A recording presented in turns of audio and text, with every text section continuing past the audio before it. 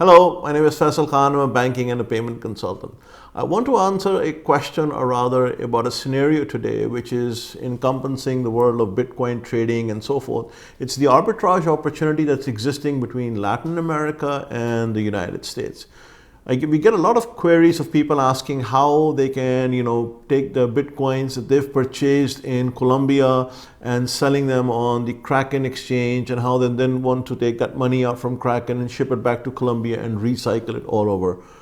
So the first thing is, why is there a Bitcoin arbitrage opportunity in the reverse manner between Colombia and the United States? That's something obviously, we can speculate on, especially with known respect to that Colombia is huge in the drug and money laundering realm.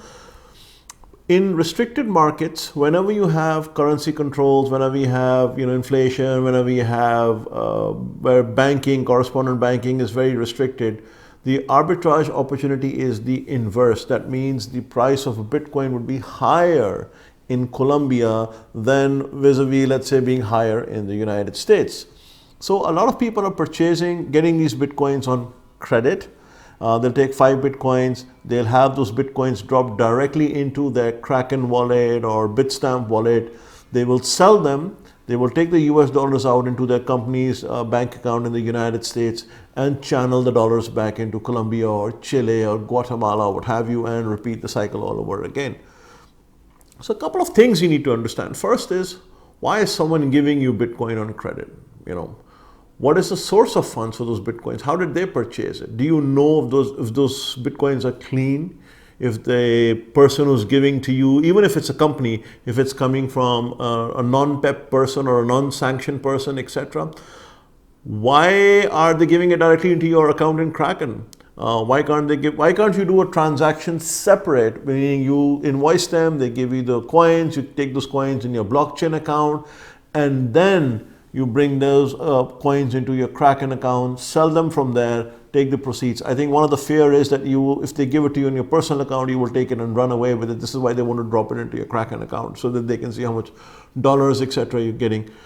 And then, you're channeling the money back. And what if this is not a legitimate transaction? What if there's some taintedness or, some, let's say, gray matter to this entire situation where, you don't know if the money coming in or the Bitcoins coming in are sourced legitimately or not?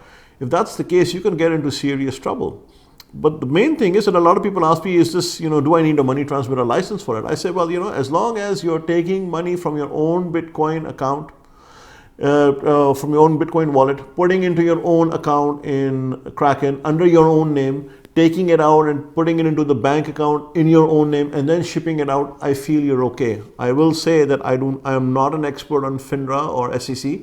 So if there are requirements from there, they could very well come into play, broker-dealer requirements, for example. And the second thing is, what happens when you take those transactions where you did a commercial transaction in Colombia, where someone says, I'm going to give you 5 Bitcoins and you will promise to pay me back after so many days, and they dump the coins directly into your Kraken account. Now you're encountering a third-party deposit. That may be illegal. That could very well put you under a money transmission guideline or umbrella. I'm not sure. I'm not a lawyer.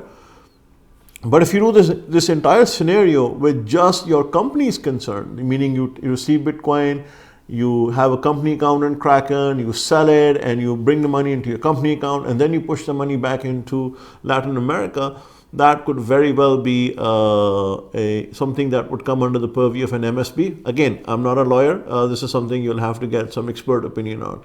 But if you are involved in this trade, because it certainly seems there's a huge glut of BTCs available in Colombia, and if you are involved in this trade, I would suspect these types of people who are willing to give you the coins, and you will hear things, oh, I've known this person for 20 years. You may have known the person for 20 years, but the question is, who gave him the coins? How did he get suddenly so much money, and why is he trusting you with $100,000 worth of coins suddenly?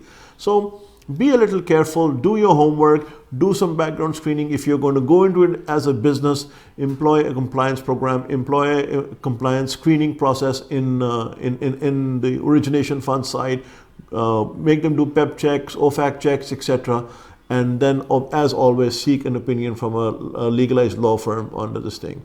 If you have any questions or comments, there's a contact form in the description below. Please feel free to fill it out. And if you have if it's a good question that comes my way and I'd like to make a video on it, I'll definitely do so. Till next time, signing out.